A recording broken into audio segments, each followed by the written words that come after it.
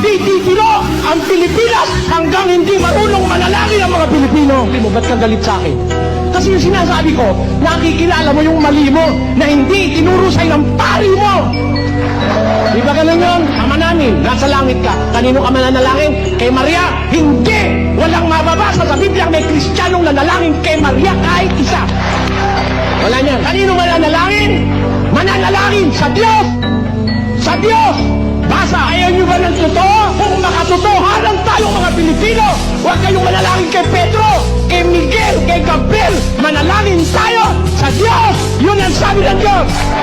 Ayaw ng totoo ng iba. Nasa Biblia ko eh. Alam nyo ba ng totoo? Gumising kayo mga kababayan. Yung iba sa inyo, amoy praili pa hanggang ngayon. Magbago na tayo.